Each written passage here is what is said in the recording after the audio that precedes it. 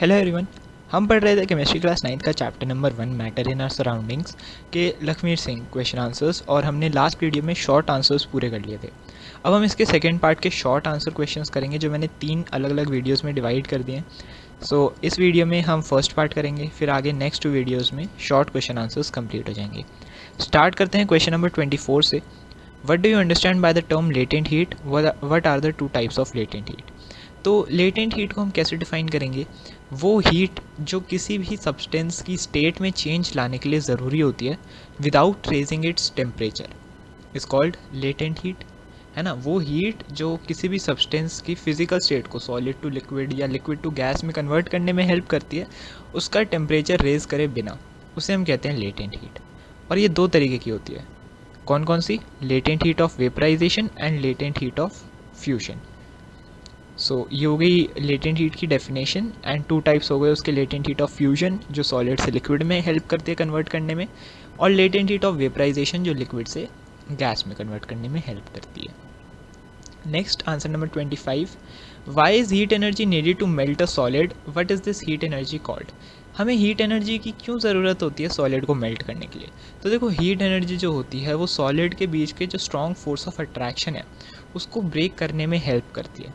अब जब force of attraction break होंगे तभी कोई चीज़ कन्वर्ट हो पाएगी, सॉलिड टू लिक्विड हो, चाहे वो लिक्विड टू गैस हो। हमें फोर्स ऑफ अट्रैक्शन को कम करना होता है, तो ये काम करता है हीट एनर्जी, इसीलिए हम हीट एनर्जी सप्लाई करते हैं। जो हम सॉलिड से लिक्विड में कन्वर्ट करने के लिए हीट एनर्जी सप्लाई करते हैं उसको हम कहते हैं लेटेंट हीट ऑफ फ्यूजन। अभी हमने ऊपर ही देखा, ठीक है। सो सिंपल इसका।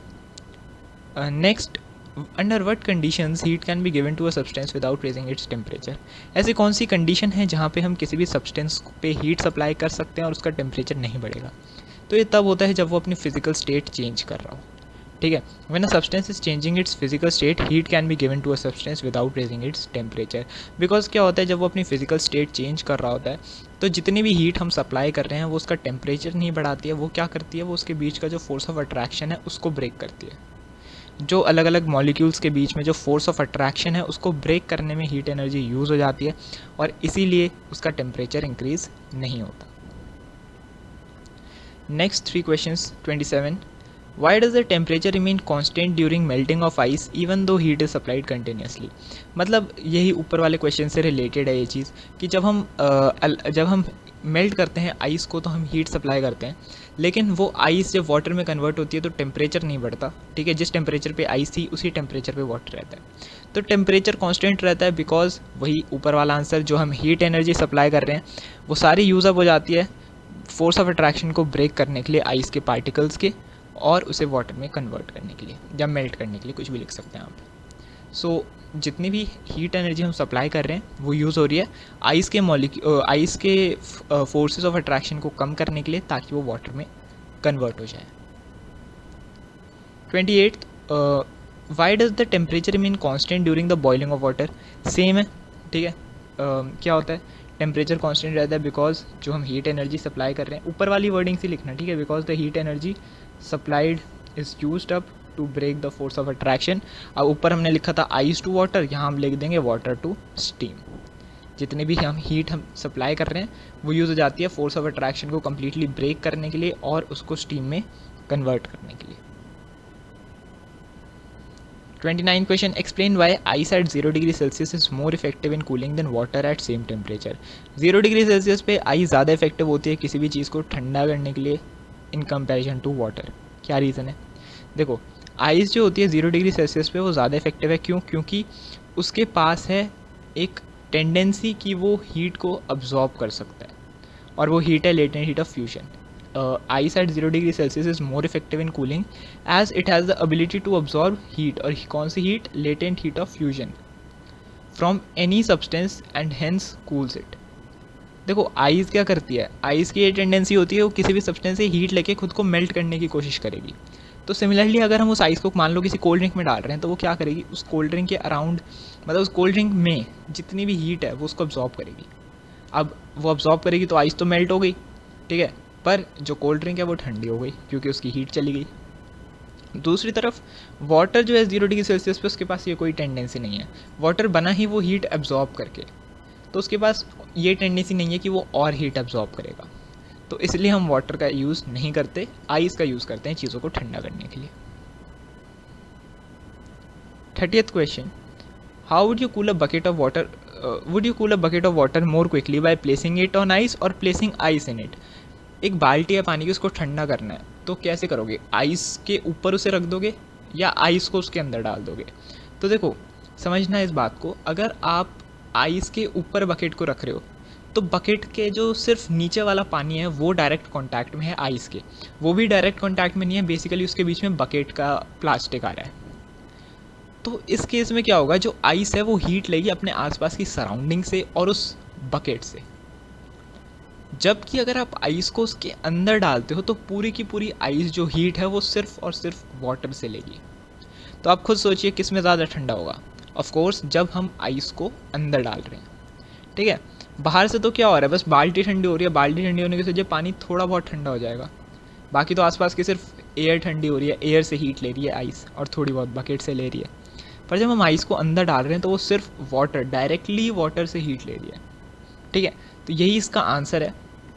We would place ice in the water to cool it more quickly because the ice takes its latent heat from the water and hence cools it more effectively. दूसरी तरफ on keeping water bucket on ice, मतलब water bucket को हम ice पे रख रहे हैं, तो जो latent heat है would be taken from the surrounding air and hence releasing its coolness to the surroundings and not the water. ये जो ice है वो अपनी cooling हवा में छोड़ देगी, water के पास वो cooling नहीं आएगी। Next question, why does steam cause more severe burns than boiling water. Steam से ज़्यादा सेवियर बर्न्स होते हैं बॉइलिंग वाटर के, मतलब बॉइलिंग वाटर के कंपैरिजन। तो इसका क्या रीज़न है? देखो, जैसे हमने आइस में देखा था कि ice latent heat of fusion absorb कर सकती है, स्टीम में क्या होता है, वो latent heat of vaporization release कर सकती है। So steam will produce more severe burns than boiling water because steam at same temperature, मान लो दोनों 100 डिग्री सेल्सियस पे हैं, carries more heat due to latent heat of vaporization. Steam में क्या होता है, स्टीम में लेटेंट हीट ऑफ वेपराइजेशन है जो वो छोड़ती है जब वो किसी भी चीज़ के कॉन्टैक्ट में आती है। तो जैसे ही अगर मान लो वो हमारे हाथ पे आती है तो वो हमारे हाथ पे खुद की हीट तो है ही उसके पास, पर वो extra latent heat of vaporization भी है जो ज़्यादा सेवियर बर्न्स कॉज करेगी। 100 डिग्री सेल्सियस पे वाटर के पास ऐसी कोई लेटेंट हीट नहीं होती क्योंकि वो बना ही इस हीट को छोड़ कर है। सो स्टीम जो है वो इस हीट पे, वो इस सेम टेम्परेचर पे ज़्यादा सेवियर बर्न्स कॉज करेगी as compared to water. 32nd question, which contains more heat, 1 kg of ice या 1 kg ऑफ वाटर, दोनों एट 0 डिग्री सेल्सियस।